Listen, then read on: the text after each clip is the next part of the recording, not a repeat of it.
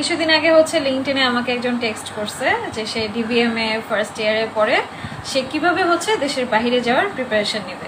আমার কথা হচ্ছে যে এত আর্লি হচ্ছে দেশের বাইরে যাওয়ার প্রিপারেশন নেওয়াটাই উচিত না, খুব আর্লি নেওয়াটাও উচিত না, আবার খুব লেট হয়ে গেলেও সমস্যা।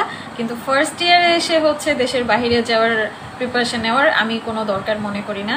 তাছাড়া ডিবিএম হলে তো কথাই নেই, ডিবিএম এ হচ্ছে হিউজ পড়ালেখা, আর আন্ডারগ্রেডের রেজাল্টের উপরে কিন্তু অনেক কিছু ডিপেন্ড করে।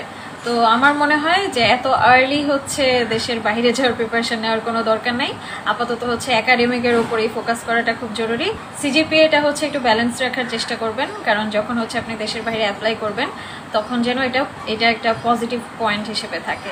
আপনি হচ্ছে ফোর্থ ইয়ারে অথবা ফাইনাল ইয়ারে গিয়ে হচ্ছে একটা সুন্দর স্কেডিউল তৈরি করবেন যে কখন আপনি আইএলটিএস দিবেন, কখন হচ্ছে ইউনিভার্সিটিতে অ্যাপ্লাই করা শুরু করবেন, ইউনিভার্সিটি খোঁজা শুরু করবেন, কখন প্রফেসরদেরকে মেইল করা শুরু করবেন, সেগুলোর একটা সুন্দর স্কেডিউল বানাবেন। সেটা ফোর্থ ইয়ারে হতে পারে অথবা ফাইনাল ইয়ারে হতে পারে। তো এত আর্লি হচ্ছে এটা নিয়ে চিন্তা করার তেমন কোনো দরকার নেই।